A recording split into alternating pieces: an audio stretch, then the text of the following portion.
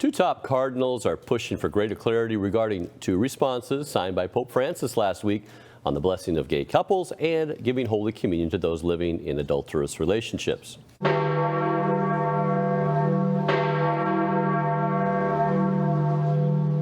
Join us with the latest from the Eternal City, Church Militant's Rome correspondent, Dr. Jules Gomes. Jules, the focus of the 2015 Synod on the Family unfortunately revolved around giving Holy Communion to divorced and remarried. Many things were talked about there, but that was something that surfaced after. That question really surfaced again last week with a retired cardinal from the Czech Republic being told by the Vatican's dicastery for the doctrine of the faith in a letter signed by Pope Francis that those living in adulterous relationships can themselves, police themselves, decide whether to receive Holy Communion or not. But the former head of the DDF, Cardinal Gerhard Müller, is a theological giant, is pushing back. What's the good cardinal saying about that response? Okay, Brian, here we are with this conundrum. Pope Francis made doctrinally ambiguous statements in Amoris Laetitia. Cardinal Duca of the Czech Republic responded and asked for clarification. Pope Francis responded through Fernandez, Victor Manuel Fernandez, the prefect of the dicastery for the doctrine of the faith. And even those responses weren't clear. In fact, those responses meant to clarify have thrown up even more unanswered questions. And so now you have Cardinal Gerhard Müller stepping in. As you rightly said, once upon a time, he headed the dicastery for the doctrine of the faith. And Cardinal Müller says, what's going on? We do not have clarity. And he's written a virtual theological essay demanding clarity, and Sandro Magister, very renowned Vaticanist, has just published that exclusively on his blog. So the bottom line for Mueller here, I'm reading, he's saying, quote, until this dubium is resolved, the doubt that just keeps on growing is resolved, the authority of the response to your dubia and to the Buenos Aires letter, which goes back into 2016, had the same lack of clarity, remains suspended, he said.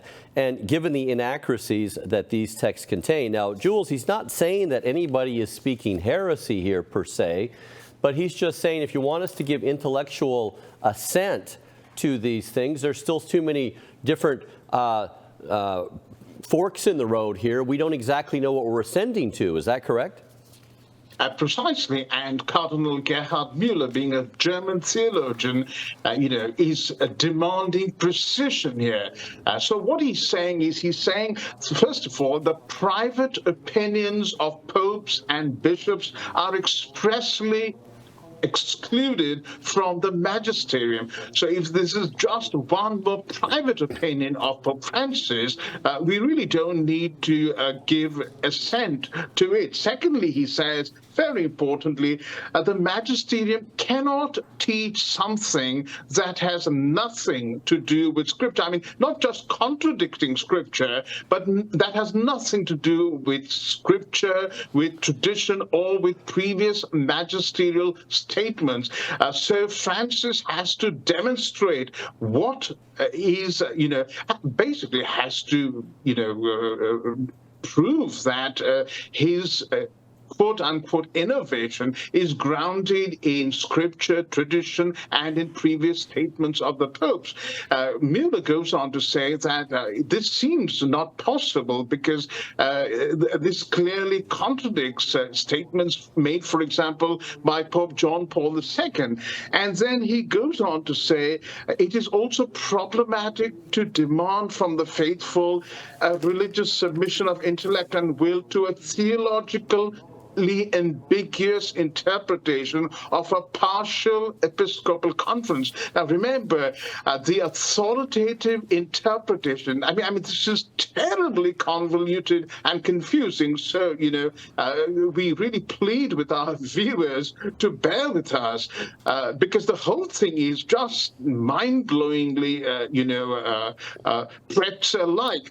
And he's saying that this statement, the authoritative interpretation of the footnote in Amoris Laetitia, which seems to open the doors for divorced and remarried people to receive Holy Communion, is not authoritative because it was, it's coming from part of an Episcopal conference.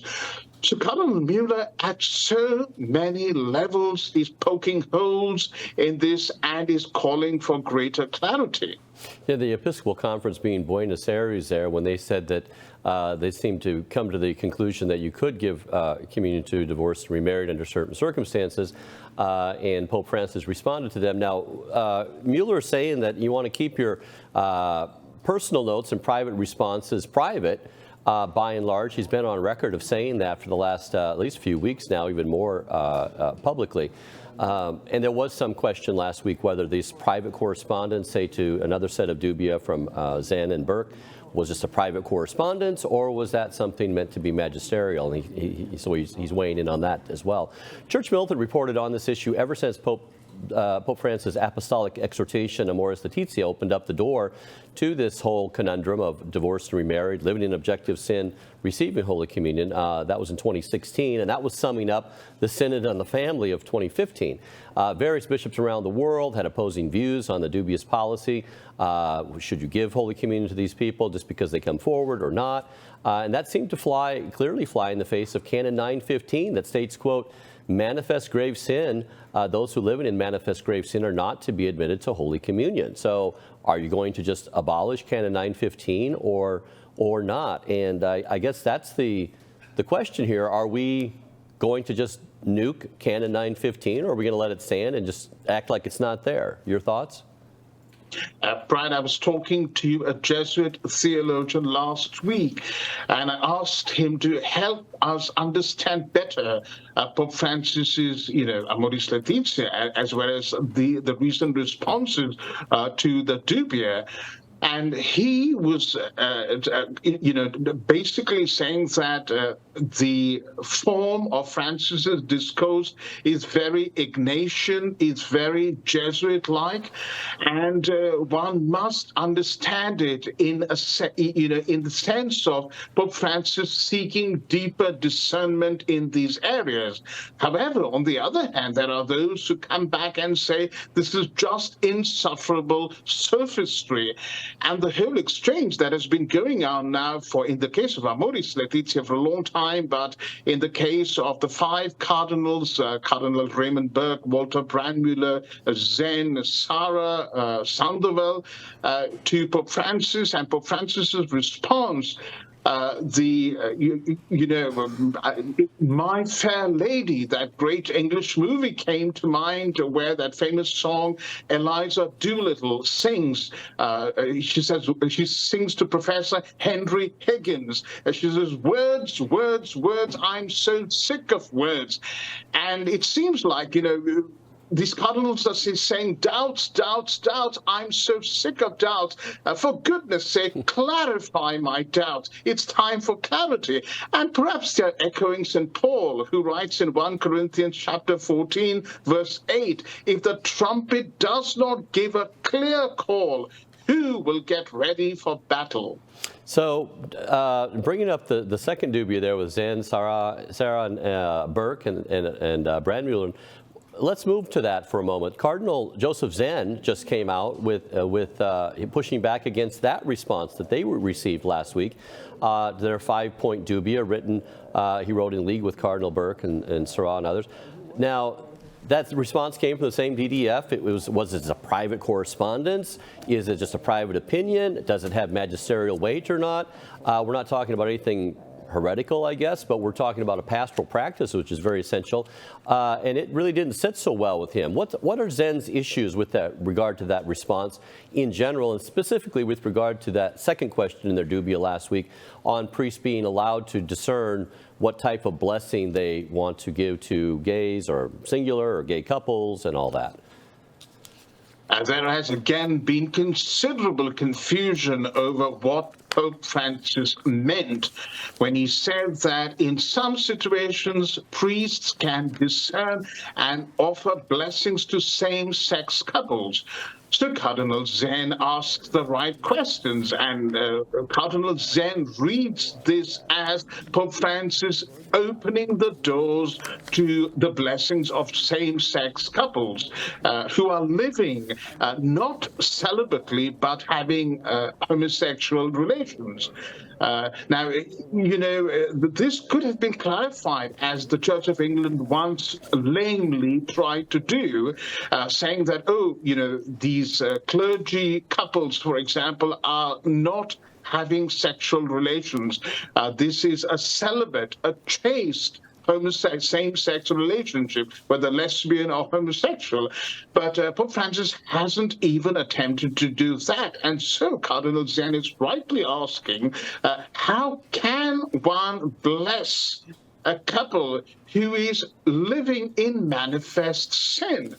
This is simply impossible, he says, because same-sex relations, sexual relations are clearly sinful, as is any sexual activity outside legitimate marriage. He also goes on to say that if you're talking about being understanding and tender and pastoral towards homosexuals living in sin, the real pastoral approach, the authentic pastoral approach, would be to warn them that such activity is mortally sinful and they are on the path to perdition, and therefore to bring them back from their sinful ways. So Zen, again, is very critical, in the best sense of the word, of the dubia, and he's simply asking for further clarity. I like his pastoral approach, too, because he takes exception to the line that says, we can't just only deny, reject, and exclude in treating homosexuals as sinners. And he says, in fact, and exactly what you were saying here, just a quote for that, in fact, we are convinced that with understanding and tenderness, we must also present to them the objective truth that homosexual activity is a sin, that it is contrary to God's plan of love. We must also encourage them to a metanoia, or change, in the church, and trust in the help of God to carry their heavy cross on the path to eternal happiness. All of that was missing from the response there. When someone comes forward, that type of pastoral approach should not be seen as you judging and saying no to them and everything else, but actually giving them what you have, which is the truth from Christ himself. Your thoughts? Well, precisely, which is why the cardinals are continuing to keep this question open, because however one reads it, it can be read only in one way. So it seems that, such activity is not being judged or condemned, and that read in context, Brad, as I have said so many times, in the context of Pope Francis and the Vatican not condemning even once, or not a single priest has been disciplined. In fact, the only one, Cardinal Wilkie, who dared to discipline one priest, for conducting same-sex blessings in the Archdiocese of Cologne, he had faced a huge pushback from his own clergy, and as an act of defiance, they went on a rampage and held a whole service of blessing, dozens of same-sex couples right outside Cologne Cathedral a couple of weeks ago. So the very fact that the law is being broken so blatantly, so brazenly, and Pope Francis hasn't said a single word, the DDF hasn't said a single word. In fact, all the signals that are coming from Rome and the Vatican basically seems to say, okay, you go ahead and do it. We'll just encourage you with a nod and a wink. And yet the DDF, what we say, March of 2021, comes out with that statement that says God can't bless sin. And the Pope signs it, and yet then they act as if it never happened as far as, disciplining anybody or calling them to carpet, as you say.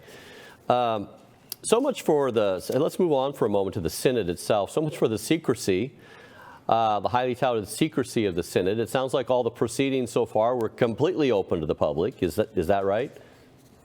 Well, absolutely. But may I just add one more sentence?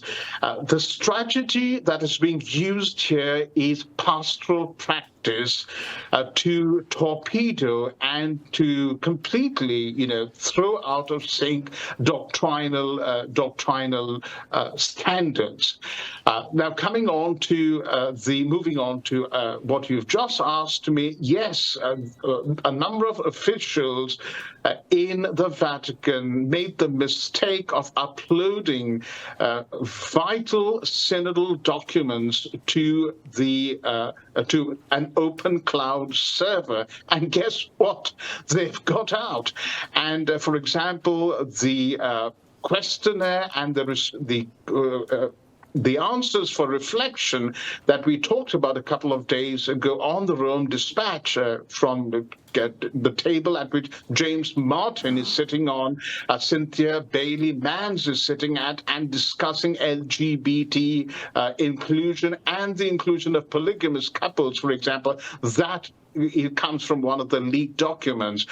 But ironically, when Paolo Ruffini, who is the prefect for the Dicastery of Communication, was asked yesterday at a press conference whether he will release the names of participants at different tables. So we want to know who is sitting down together at James Martin's table, who is sitting down at a table discussing, issues of Islamic persecution of Christians in the Islamic world, for example.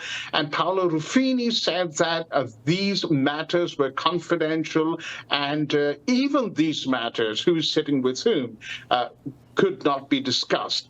So on the one hand, there's a gag order as well for life imposed by Pope Francis on people who are participating in this conference, despite all the talk about openness and transparency. On the other hand, the documents get leaked because of the negligence of people in the Vatican, and then Paolo Ruffini says, well, we won't tell you anything. Yeah, all he should do is just say, well, access the open server like everybody else does and find out, because we really got some good inside information from that open server. I mean, we got the questions, we got pictures from inside the, who's sitting at what table. We have the pictures of who's sitting at Father James Martin's table, all that from the server there. So it'll be interesting if they close that window of opportunity there to find out all that information. So, well, thank you very much for that, Jules. It's wonderful that the Cardinals really are calling for clarity. It takes a lot of courage for them to speak up, and we need to pray that more shepherds do so in these confusing times. But always keep in mind that it's Christ's church, and he has not let the bark of Peter be swamped in over 2,000 years. He lets the waves come, but always calms the rough seas in due time. Jules, thank you so much for bringing us the news of these champions of faith. Thank you, Brad. Thanks again for watching today's episode of Rome Dispatch. This show is brought to you by donors like Real Estate for Life. If you're looking to buy or sell a home and want to support our mission, visit realestateforlife.org. Again, that's realestateforlife.org. Be sure to tell them Church Militant sent you. God bless.